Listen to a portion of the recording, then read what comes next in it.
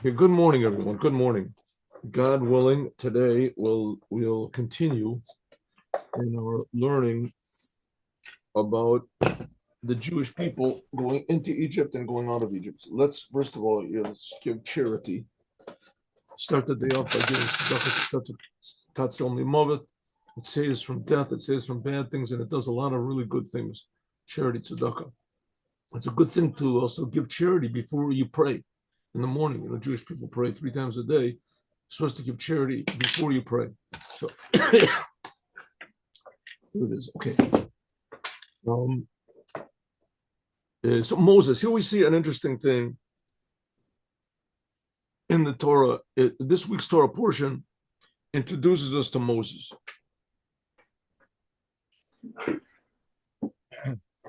Moses gets born. His birth is miraculous, in that he's born in a time when Paro was killing all the male children, and his mother. But he's born early. Moses is born early. He's born like in the beginning of the 7th month. Hey, how are you? How was your day? Did you get to work? So, yeah. So, and his mother takes him and puts him in sort of a little sort of a container, and then smears it with tar and this on the inside, and he goes and puts him in the river, which usually babies do not survive. This is not a recommended in any child rearing book. Take your child and put him into a little box and put him on the river. But at least there was a chance that he might live.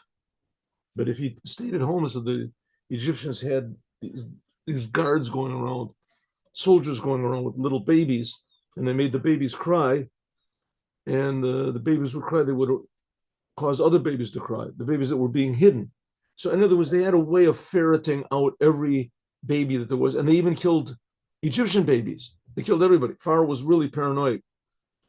He knew his astrologers told him there was going to be a male child born that was going to destroy his whole country.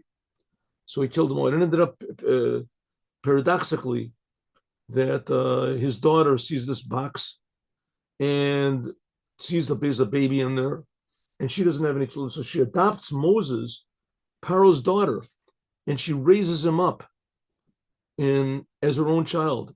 And Paro even gives him an official position. By Yigdal Yelad, it says he even gave him an official position. In other words, the very person that he was killing everybody in his kingdom, all the babies in his kingdom, in order to avoid, he actually reared. He actually nourished him and brought him up. That's pretty miraculous. Also, it says that when he was born, the house was filled with light, and they saw that he was good. Okay, but that's all very nice. That's miraculous births, but that's not what Judaism is based on. Judaism is not based on miracles. Even though Moses caused some big time miracles to happen, big time miracles. What's Judaism based on? Judaism is based on our connection to God, being partners with God. All the miracles are there only in order to provide the needs of the Jewish people. The Rambam, Maimonides, says that the Jewish people did not believe in Moses because of the miracles that he did, because magicians can also do the same miracles, or maybe not exactly the same, because you can say, well, Moses had a higher level of sorcery or magic or something. They believed in Moses because they heard God called him. They knew it was the same God that gave him the Torah. Okay, but nevertheless, we see that Moses was a very, very, very unusual person. Very unusual person, to the degree that nobody understood him. And we'll see, there's going to be a few months, that stands up a person called Korach, and he says, let's make a rebellion against Moses. And everyone agrees. Everyone agrees against Moses, even the Levites, that the Levites previously were with him. They all agreed to go against Moses. Why? Because Moses was a very unusual person, very unusual person. And, be unusual, but he was also the leader. So everyone says, listen, Moses can be as unusual as you want to, but don't tell me what to do.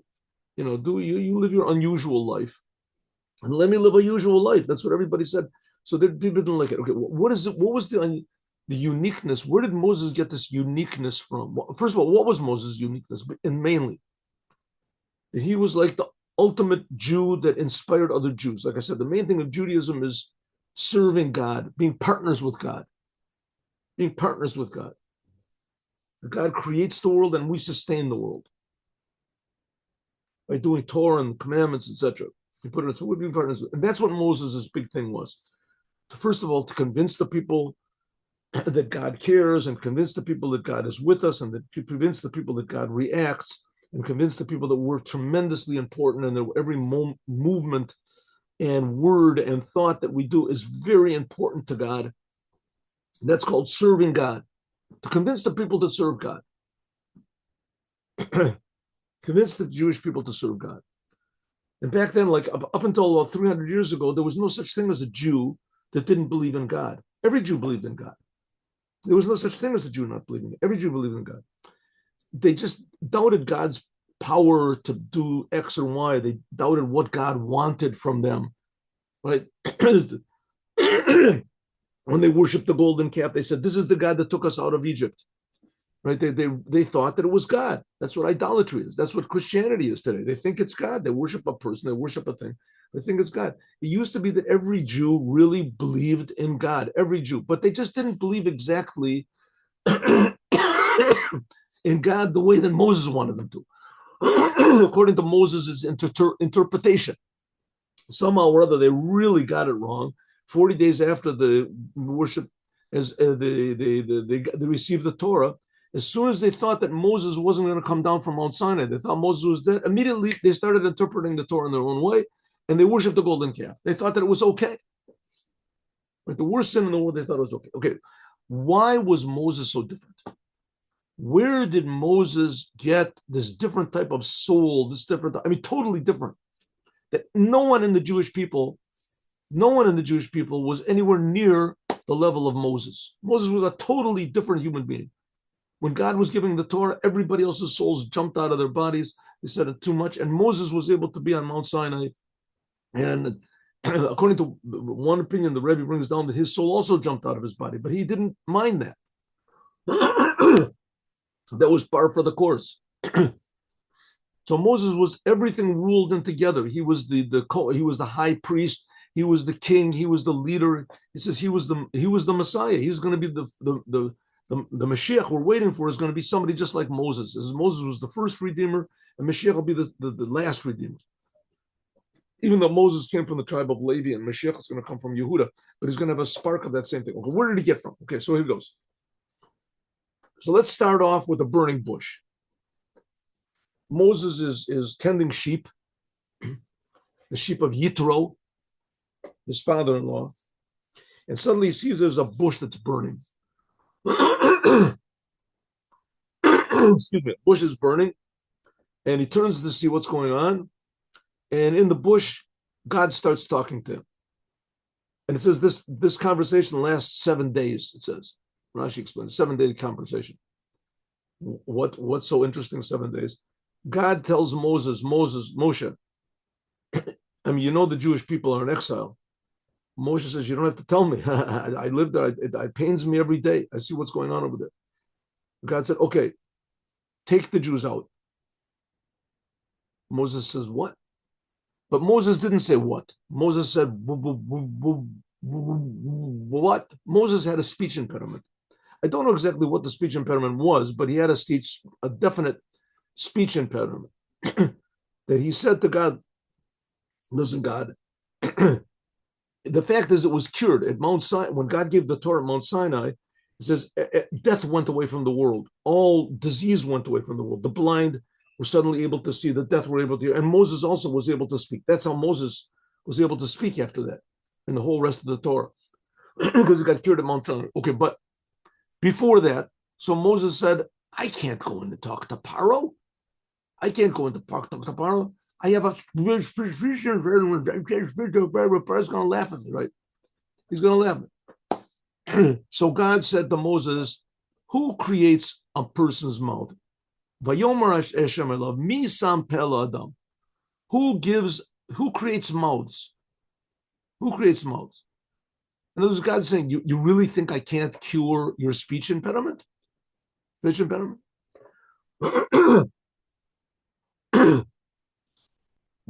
There's, by the way, interesting. Why did God want? I mean, Moses was only cured from his speech and his speech, whatever his defect, at Mount Sinai. Mount Sinai came after the Jews left Egypt. They're 50 days after the Jews left Egypt. So all this that he was talking to Paro the whole time, he had this difficulty to speak. All the time he had this what it problem is he was covered lashon. His tongue was heavy. He couldn't. He says, okay, so first of all, why couldn't he speak? What's wrong? What's the problem with him speaking? Why couldn't he speak? Such a big deal. God has to pick somebody who doesn't speak.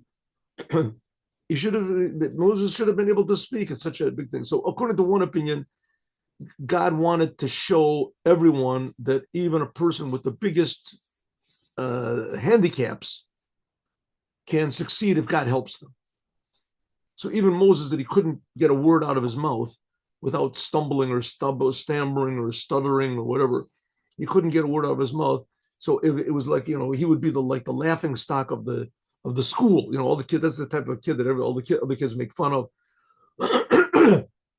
And there Moses has to go to the king of the whole world. Paro was the king of the whole world. He ruled over the whole world. And he has to tell Paro, let the Jewish people out. Paro said, what? What did you say? What did you say? Say it again. What? Who is this guy? What is he talking about, right? Oh, let the Jews go. Maybe write it down. Write it down. Is that what you're saying? Let them down, right? And it ended up that he did. It succeeded. Paro let the Jews go. Okay, that's... But nevertheless, it doesn't make any sense. If Moses would have spoken clearly to Paro, he also wouldn't have let them go. It doesn't make any difference. And not only that, Paro didn't let them go for the first year, whatever it was, first 10 months, however long it was, all the 10 plagues. Okay, let's go. Vayomer Hashem to Moses. So God said to Moses, who made a mouth to people? Have it. To understand this, what Moses says, Lo ish devorim anochi. But Moses said to God, I am not a man of words. Ki kavod peh, because I have a heavy mouth and a heavy tongue. And what God replied to him, Misam peh adam. Who do you think creates mouths? I create mouth. I can. Shukula maksha. The whole thing doesn't make any sense. Viki lo yadam Moses. Moses didn't know this in the beginning. Who gives a mouth to a person? He's talking to God. He knows that God is the creator of the universe. Okay, so let me just explain this. I want to skip over a little bit. In Yuvan of Hakadama, first of all, there's a book which is called the Sefer Tamuna. And he says this Sefer Tamuna, he says this world, Ha'olam hazeh, hu shmita sheniya. And this is what's called the second eon, second period. And before this, there was a Shemitah Achas, there was another period. And there was this world is 7,000 years, let's say, and there was another 7,000 years before it. This came from Chesed. And now, what we have now, this is what it means 6,000 years that we have now, this world, 7,000 years. This is what's called Gavur. So there's Chesed and Gavur and Tiferet. That's in it. So according to this book called the Sefer Tamuna, that there was a world before our world. And the world lasted 6,000 years and it had people in it and it had all these other things. It says, but the first one was everything was easy. Everything was the world was an easy world, a good world. It was easy to do commandments. It was easy to do this. And that's it. Then it finished. And then there was another one. That's ours. Therefore, our world is very, very difficult. There was the destruction of the first temple, second temple, because now God is very severe, which is not the case in the first 6,000 years. This is not the way the Arizal disagrees with this. This came from Chesed. This was serving God in a different way. Okay, different way. That's what this book, the Sefer Tamuna, says. Okay, but the Arizal, he disagrees. And now, who is this person, the Arizal, by the way? The Arizal is Rabbi Yitzchak Luria. And he's almost as miraculous as Moses was. He was just quiet. As Moses. But Moses received, so to speak, the revealed Torah. And the Arizal, he began to reveal the concealed Torah. He didn't give it to all the people, but he revealed it. The one who really revealed it was the first Rebbe of Chabad. That's what Chabad Hasidut is, the revelation of the inside of the Torah. But the Arizal, he started revealing this. 1 second. What is going on over here? Yes, you have a question? Basi Lagani. Can we do Basi Lagani next week? Not a bad idea. Not a bad idea. Actually, we could even begin it tomorrow. We'll see. No, Basi Lagani next week. Okay, maybe we'll do it next week. We'll see. We'll see. Actually, I did Bati Lagani last year, so maybe I could put that up in addition. We'll see. Good idea. Thank you very much. Good idea. But yeah, okay. Okay, the Arizal. So there's one opinion in Kabbalah that says that this world that we're in now, it began whatever is 6,000. Where we're in now, it started 5,700 years ago. But before that, there was another world with people, with everything in it, and it was the same. It had the Torah, but it was in a different sort of an easier order than it is now. It wasn't so severe. That's what this book, the Sefer Tamuna, says. But the Arizal, who, like I said, was just as miraculous in some ways as Moses was, but it was more concealed. The Arizal, he revealed all these deep secrets in Judaism, and no one disagreed with him. No one disagreed with it. And once the Arizal said something, no one disagreed. A lot of people didn't take what he said and put it into action practically. Chabad did, but a lot of people did not. And for the simple reason that, Kabbalah against the law, you go according to the law. Kabbalah is an additional thing that you put on. That's okay. But the Arizal, miraculously, the Rabbi Yitzchak Luria, he died very young. He's buried in Tzfat on the day of his passing, on what's the 5th day of everybody, what is it? Yeah, 5th day of everybody goes up to his grave. People go up to his grave. It's packed over there. So the Arizal, what he says in Kabbalah is accepted. So the Arizal, he disagrees with this book, the Sefer Tamuna, and he says, no, that what it says. I agree that this is the second Eon, the second Eon, but it's not that there wasn't a previous world before us. That this world is called the second period of what was creation. This is he disagrees. Therefore, he says, he also says, yes, it is the second Eon. Therefore, Torah, therefore the Torah begins, our Torah that we have, it starts with the letter base, Bereshit, to tell us that the world that we're in now is the second period, if you want to call it. But now, the before the world already was the first period, and now the second period. What is this first period? What was the first period? The Arizal says, the Enakavana Lomer, it's not to say that there was a physical world like our physical world with heaven and earth and people in it. This was not only now. What was the first, so to speak, 7,000 years? The idea of the first 7,000 years or 6,000 years that was before this is the world of Tohu. This is just called the Olam HaTohu. Okay, what is the Olam of Tohu? The Olam HaTohu is a spiritual level where there is no people, there's no angels, there's no free choice. It's just a spiritual order of the 10 Sfirot, which is very pure. Very pure. So it's so to speak, part of creation. It's not essence godliness. This is what's called after the Tzimtzum, after God decided he wants to make a world. So he made the world from the 10 utterances. 10 utterances corresponds to the 10 Sfirot of God. But there's another order of these 10 Sfirot, and that's what's called Tohu. What's the world of Tohu? I know Zion, Malachim, this is the 7 primordial kings of Tohu that died. Shu, Inyan, Sfirat, Ruchniut, this is spiritual. Remember we had that last year, what is in Parshas Vayishlach? Kenoda, like it says. The Inyan, Shemitah, that's the idea of the 7,000 years of now, Shemitah. It says that this world is going to be 7,000 years. This is the world of Tikkun. Here we have people, we have Torah, we have commandments, we have free choice.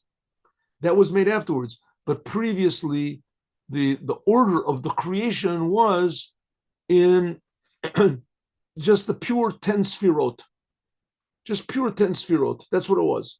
Pure 10. And everything was on a spiritual level. There wasn't people, there wasn't it.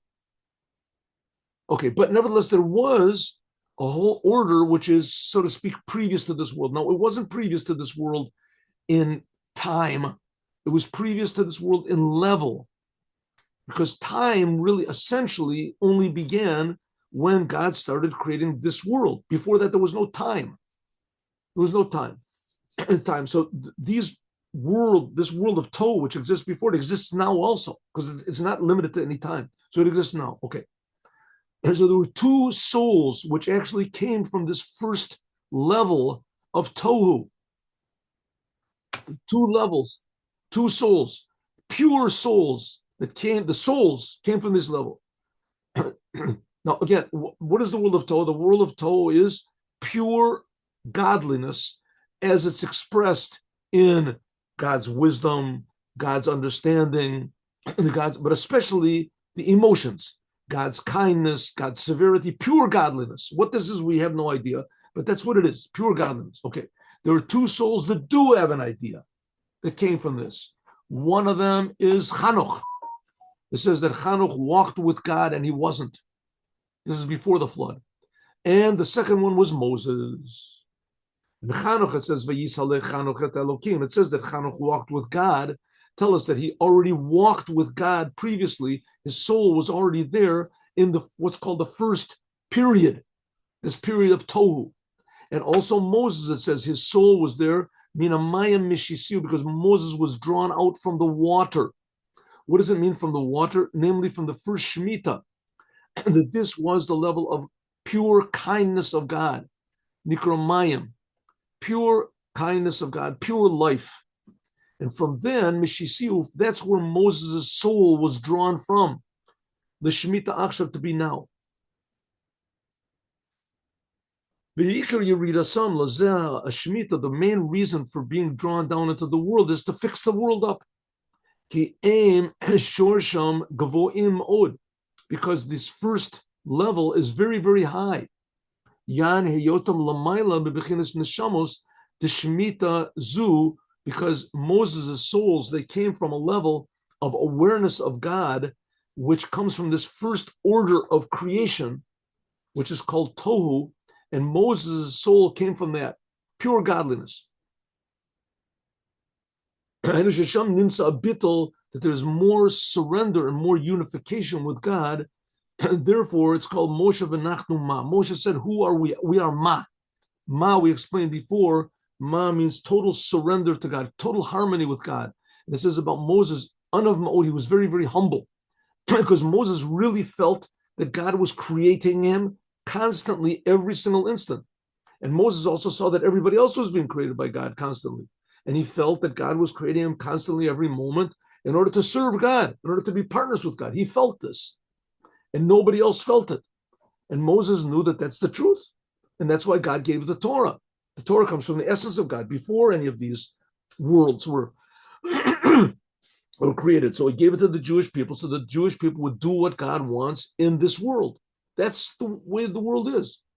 Listen, just the way human beings now, let's take the Torah and the commandments and everything out of this picture, right? Let's say that the world is just created from whatever it is, evolution, and it's just chemicals or whatever it is, combustion, things like that. Okay, but we see that human beings, every human being, in order to be happy, has a feeling of responsibility. He wants to feel worthwhile. I'm especially taking this from Professor Viktor Frankl, but let's look at the world without Torah, without commandments. Just what is a human being? Right? The difference between a human being and an animal. A human being, if he doesn't have some sort of feeling of importance, some responsibility, some reason for which to live, a person that feels he's a failure, he's got no reason to wake up, he gets depressed, he feels bad. People naturally, intrinsically feel a need to have some sort of a responsibility, to have some sort of a purpose, that you get something done in the world, right?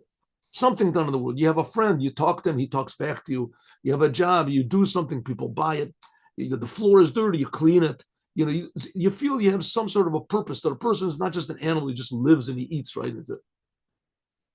To live like animals. That's not the purpose of people. So people feel that they have some sort of a purpose. Where do we get this from? That's the difference between a human being and an animal, is that a human being, Professor Viktor Frankl calls it a search for meaning. But meaning means that you have some sort of a reason to live. Animals don't have to have a reason to live. They have a reason to live. So it says that's Moses. Moses is that he imbues the ultimate human being. That every single second of your life, you can fill it with meaning. And he showed that there is meaning in every single second of life. The purpose of life is not to go to heaven. The purpose of life is to be in this world and to feel the meaning of this world. Here Moses is giving, Shalom Dovi. Okay. So it says Moses, he was from a very high level. Therefore, Moses came down to this world to fix it up, to show people what a human being really is, to give a person a feeling that he can really be responsible to and be a partner with the creator of the universe. I mean, even if you don't believe in the creator of the universe, you're going to feel a feeling of responsibility and a desire for meaning in any case. In any case. That's just the fact of the matter. So Moses is just giving a higher level, a true level of meaning, a true goal that a person can feel, to serve the creator. So it says Moses and Chanoch, they both came from this level. Chanoch, he was before the flood. He also came from the world which was ultimately low, like it says Kate's Chalba. So he was in the world that was terribly low. I mean, it was a world without any rules. That's before the flood. Therefore, Chanoch came to this world to fix it up, that it shouldn't come back to be confusion like it was. But he didn't succeed. He didn't succeed. He thought he would be a good example to everybody, and nobody took his example. That's why there was the flood. The flood was on the world in order to refine the world and to remind Noah and his sons were only there alone. I think, listen, this is just my theory. I never saw this written anywhere. I never saw it written anywhere. But this is my theory, that when Noah came out of the ark, so God said to Noah, you can't kill people because man is made in the image of God. Remember that we learned that weeks ago. Man is made in the image of God. God told Noah, the flood was 1,600 years about after Adam was created. The flood. The world just descended and descended. It became more debased and what is it, the licentious and the decadent and things like that. And there was stealing and thieving and killing. And that was the time of before the flood. Before the flood. So this is my theory. I'm not just, it could be that man sort of lost his, now that I'm thinking about it, I realize that what I'm saying is not right. That man lost his image of God. The people were sinning and they didn't care. Adam was made in the image of God. Adam was made in the image of God. It could be maybe when he ate from the tree, maybe he lost it. I don't know. This is just my theorization, whatever. However it is, for sure, after Noah, man got the image of God back. And Chanoch wanted also to awaken this in everybody. He totally failed. He totally failed. Nobody got the point. No one got the point that Chanoch tried to bring to the world. Awaken the image of God, which is in you. Be partners with God. Everybody said exactly the opposite. If I'm made in the image of God, so I'm God. I can do what I want. Let God do what he wants. I'll do what I want. So everybody did what they wanted. God made a flood and he destroyed the whole world except for Noah. Noah was the only one. Okay, after Noah, people also lapse back into the same thing. It's just that God said that he's not going to make another flood. He's not going to destroy the world by any means. Any means. So it says that so Chanoch tried to change the world. He didn't succeed. Also Moses, he came also from this first level to redeem the Jewish people. And so that there would be the giving of the Torah by means of him. Moses was the one that received the Torah. Okay, the difference between Tohu and Tikkun, it's known in Eitz Chaim, in the book Eitz Chaim. It's a Kabbalah book from the Arizal. The Tohu, there wasn't any partsufim. There was no inclusion. There was no harmony. There was just 10 sfirot. 10 sfirot says that each one of those 10 sfirot was contained with 10, and that's it. It didn't go anymore. There was no harmony between them. This was what's called, sometimes it's called Nikudim. Nikudos Akesef. Nikudim, that says, this is hinted at by the sheep that Yaakov worked on. It says there was Nikudim, Akudim, Nikudim, and Berudim. This is talking about three different levels of creation. Akudim is talking about one, that's Ak, whatever, and Nikudim is talking about Tohu. So this Tohu, Nikudim, means that all of the aspects of God were pure aspects of God. There was no harmony whatsoever. It was pure infinity, right? Infinite kindness, infinite. So there was no harmony between them, but nevertheless, it was pure godliness. There was no harmony. There was no intermixing between them. Though nitchalka asfirot leprati pratim, all of the sfirot were not divided into details, so that they could be working one with the other. 1 second. 1 minute. Give me this. Here we go.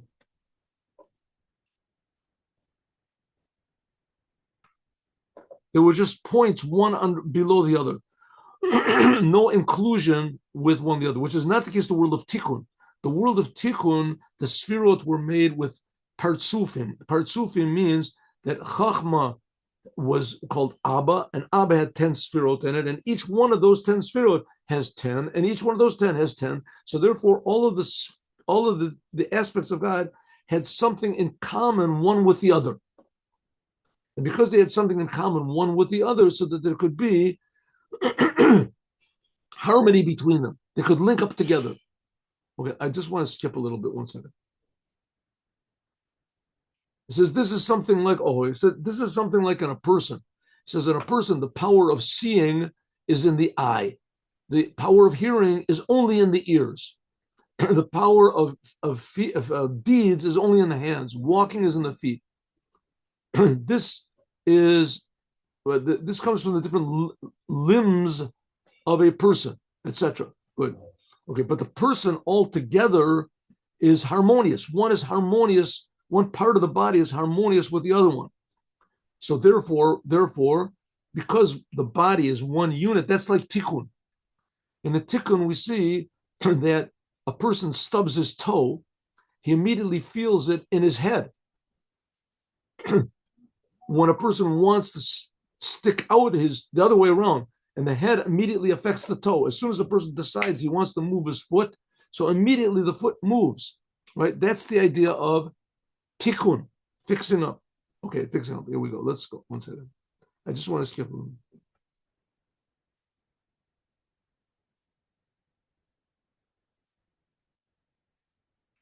Yes, so the Rebbe explains. Maybe, there we go.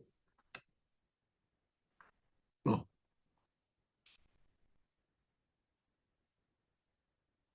It says another place that that's why Moses said that he could not bring the Jewish people. They wanted meat in the desert. In the desert, they said we don't want to eat this quail, the slug. We didn't even want to eat the man anymore. We don't want to eat the manna anymore. It's too. There's no texture to it, doesn't it?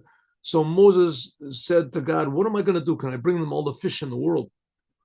So the Alter Rebbe asks. They didn't ask for fish. They asked for meat. So no, fish Moses could bring to them because fish is not as low. Moses couldn't go down so low. Okay, here we go. Ready? So it says, we already explained that Moses was from the Shemitah Rishon. He was from the world of Tohu, and he was drawn into the world of Tikkun. And therefore, Moses was in the level of Chachma. Chachma, the highest aspect of Tikkun, that was Moses. He was seeing. So he brought pure seeing of Tohu into the world of Chachma, of Tikkun. Like it says, Bo Yir Reshis Lo. It says that the beginning was seen by Moses. Therefore, when Moses saw seeing the Chol Olam in the whole world of Tikkun, of Atzilut, Sheyered Nimshabo, he could see everything.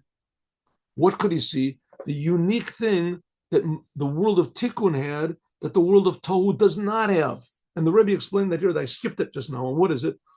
In Tohu, everything is separate. Everything is separate. Kindness is separate from severity. Severity is separate from harmony. Harmony is separate from beauty.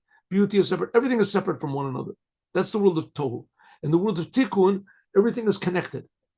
Everything, and not only is everything connected, but the lowest is connected to the highest, and the highest is connected to the lowest. So that's why the power of seeing can affect the whole power of your whole entire body. From Tohu, seeing would just be seeing; it wouldn't connect anything to anything else. Hearing is hearing, but now because everything is working together. So Moses, he comes from Tohu, and the world of Tohu, everything is pure godliness, but there's no harmony. There can't be one thing affecting the other one. And Moses comes into the world of Tikkun, which is much, much lower godliness. But here there's an amazing thing. By doing a commandment in this world, you can affect the highest of highest levels. Everything is not separate. It's one big, how do you say, one big unit, the whole entire creation. And that's what it means, Techilatan Besofam, that the beginning is found in the end, and the end is found in the beginning. This was in the eyes of Moses something brand new. Sharilonim said this is not found in the world of Tohu. And therefore Moses was very amazed. And therefore he became very humble, naked in front of the souls of the people of Tikkun, in front of us. And Moses at the burning bush said to send somebody else. What do you mean send somebody else? Yesh bahem mala, because I don't have this quality that the Jewish people have. The Jewish people have the quality even more than me. The Jewish people, they came from this lower world of Tikkun, but it's a world of harmony. And in harmony, the bottom is connected to the top, and the top is connected to the bottom, which is not the case of Moses. Moses, his source was from Tohu. That's why it says that Moses couldn't speak. Why? His source came from Tohu, which was tremendously high, tremendously pure revelations of good. And it couldn't be put into any sort of a vessels.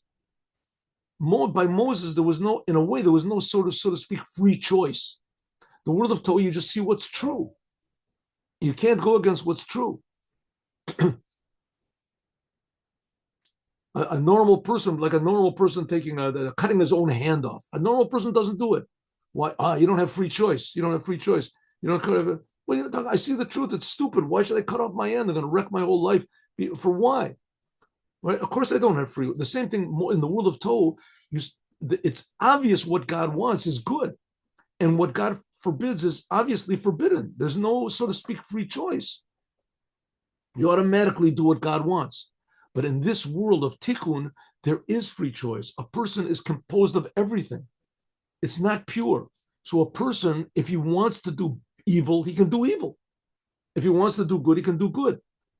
It's good. But when a person chooses to do good, that affects the essence of God. And that's really what God wanted, that there should be free choice. So it ends up that the highest, namely God, is found in the lowest. And the lowest, this world, we affect the highest. And Moses didn't have that. Moses didn't have that thing of free choice. And that's what it means that Moses said he was covered peh. He couldn't speak. He couldn't.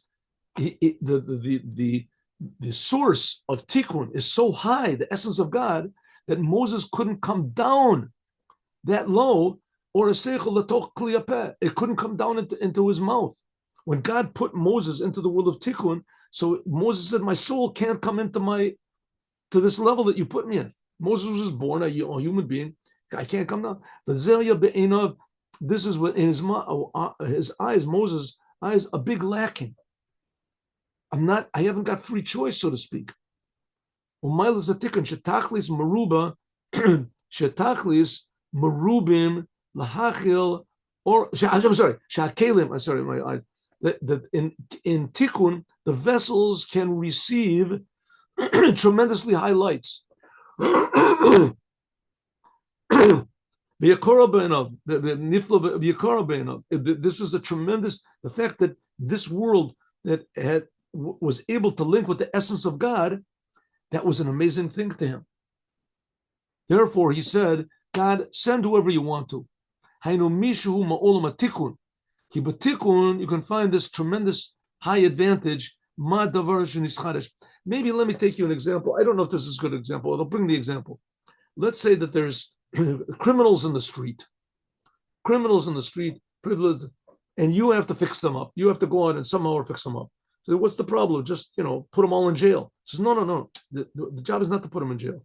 These are potentially productive citizens. Here we have examples, right? We have the president of some city, some country. He took all of the criminals over there and he transformed them to be productive citizens. And now that citizen has that country has the highest whatever it is economy in the world. You can fix them up. Go and fix them up. So how am I going to fix them up? Because you're the biggest professor in university. He says, yeah, I'm professor, but I have no experience. I have no experience. I mean, these people have experience. It's the same thing with Moses, so to speak. Moses was like the super professor. He understood the truth. He understood the fact, but he had no experience. He had no experience with what bad is. It's something like the first man, Adam. Something like Adam was put into a world. Adam was pure. Adam, first man was pure. He put it into the world, and all of a sudden he has the choice to choose bad, and bad is good. Bad is tasty. He said it looked good. He didn't know what to do. He got confused. Something like that. Adam wasn't exactly the same thing. So Moses says, I'm totally pure. I come from this pure vision of God. I see what Hashem is. I'm in this world. I have to fix up the Jews. I can't do it. I can't do it. These people have free will. These people have experience in the world. I don't have that. That's what Moses said at the burning bush, that he humbled himself very much, and he was very, very humble in his own eyes. And really, the fact of the matter is, this is a very high thing by Moses, that he was covered peh. What does it mean, covered peh? That's the reason, because he had so much light and so much revelation that he couldn't. It says, by the way, something similar to this. It says by the Arizal.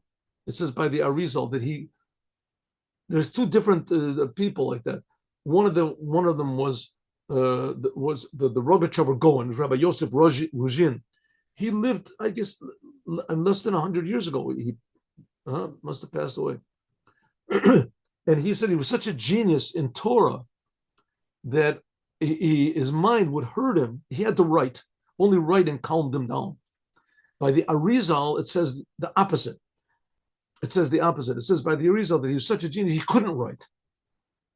His mind was, and he had to have Rabbi Chaim Vital. He would dictate to him, and he would be the one that would write. It says by the Rogachover Gaon that Shabbat was very difficult for him because he couldn't write on Shabbat.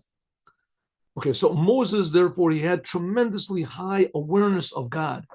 And that's how Moses could go up on Mount Sinai and etc. He could do these amazing things. But he was lacking something that he couldn't come down to the people, or so he thought. When God gave the Torah, that gave the ability of Moses to come down.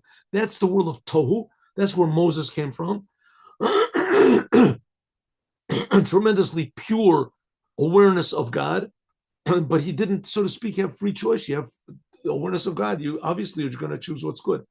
And the people in this world, they had this thing called free choice, that they could actually defy their own urges. Moses didn't have that. And therefore he said, listen, I can't deal with these people, which is not the case in the world of Tikkun. The world of Tikkun is not so much light, but there's a lot of vessels that are there. There's a lot of potential to hold holy things. And Moses didn't have these vessels, so to speak. He couldn't bring it down into the world. And this is the truth. But now, after the giving of the Torah, so there is a special thing in Tikkun because it has the vessels, like we said before. So that's what God said to Moses. God replied to Moses, who made a mouth to people? Who made people's mouth? Anochi Hashem. So what did he say? Mi sam pe lo adam. Who gave a mouth to man? In other words, who created man? We'll see. Pirish, what is it? MS, God replied to Moses at the burning bush. Okay, Moses, you got a good point. MS, you're right. Ata Omar, you said that you have a speech defect because you haven't got the vessels in order to bring these high lights into the world. I mean, just another innuendo. A man came to the Rebbe and he said that he has a boy that has autism and that he can't speak and he can't do anything. What does the Rebbe suggest? And the Rebbe said he can't speak at all. He said he speaks, but he does not, So the Rebbe said to him, you should know that they understand God much better than we do. They understand the autists. They understand God better. And in a way, what the Rebbe, I think, was implying that because they understand God better than we do, and God is a thing you can't explain, so therefore it comes out not explainable to them. And the Rebbe said, so what you should do is teach them to say blessings. Say blessings. So this man said, it was very surprising. The man said, oh, yeah, he does. He can say blessings. And the Rebbe said, oh, yes. The Rebbe was like surprised. Really, he was like, how do you say, surprised for the good. Really? Oh, this is good news. It's the same sort of a type of a thing that it was so high a revelation that he couldn't speak. He couldn't get it out to people. No one would understand what he was talking about. So he said, I can't bring what I have in my mind, I have in my soul, Moses said, to revelation. And God said, okay, Moses, you're right. You're right.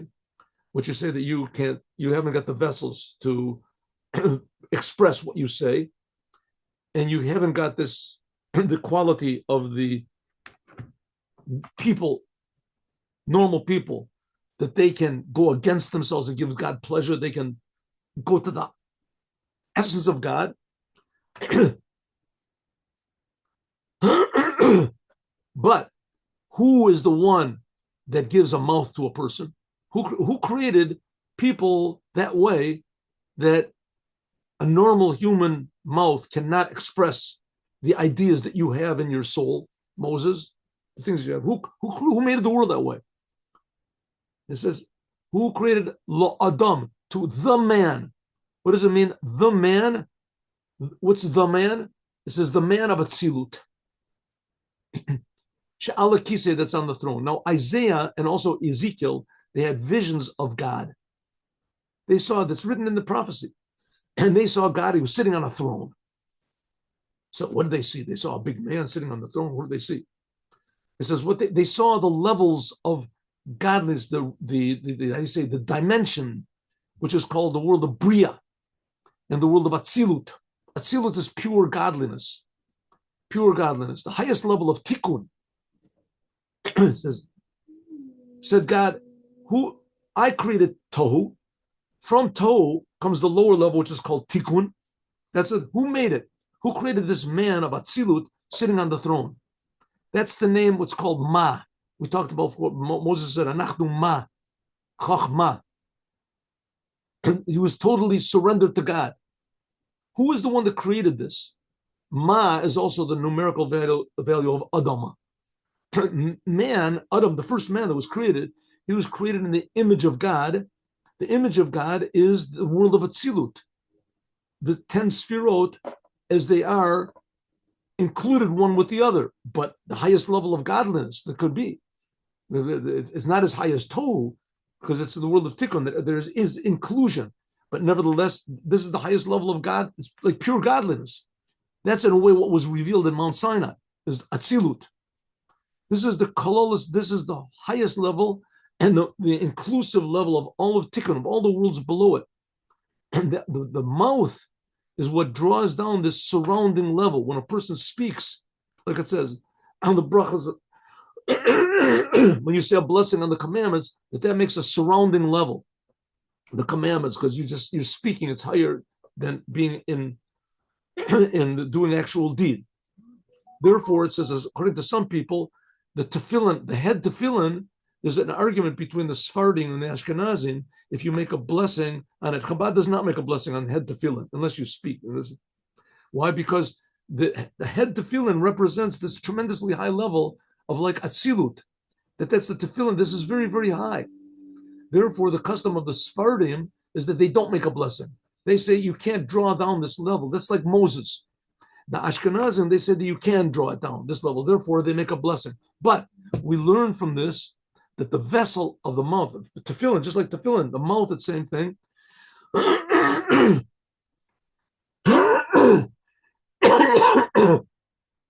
Excuse me. So according to the Ashkenazic Kabbalists, is you can make a blessing on the head, tefillin. Why? Because the speaking can draw down this high level of the surrounding light, which is represented by the tefillin. Oh, so God is saying to Moses, you've got a good point. What you realize, Moses, the oneness of God, you can't say it, but you don't know what the mouth is. The human mouth has the ability to speak. And who was this? Who gave this ability to speak? Speaking can attach itself to these high levels which are above the whole world. Who is gave the mouth the ability?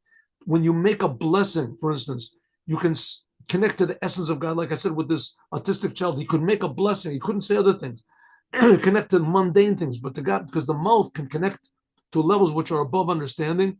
Who is this? Mihet Sil Adam Tikkun, who gave man the ability to speak. In other words, to connect to a surrounding level. The essence of God. That's the essence of God. I have given the ability to the mouth to connect itself to these tremendously high levels. Therefore, in Cain, if so, just do a little bit more here. If so,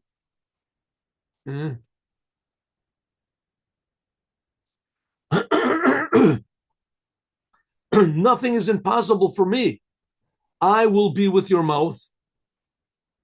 What does it mean? That even though you're right, Moses, that from your high level of tohu, you cannot get these ideas and these feelings in your mouth. But I, God, I made these vessels of tikkun, and I made the world of tohu. I can transform the whole thing, and I can mix tohu and tikkun together.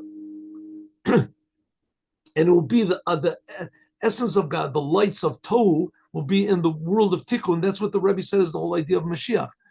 That everyone in the world will have an access to the wisdom and the inspiration of Moses. Even though it seems to be two opposite things, tohu is, so to speak, infinite, and tikkun is finite. But God said, don't worry, I'm going to put them together. How? Through your mouth. Your mouth is specifically going to be the vessel that's going to bring it. That's what the Torah is, as we're going to talk about more, God willing, tomorrow, Friday. We'll talk about more tomorrow. Good.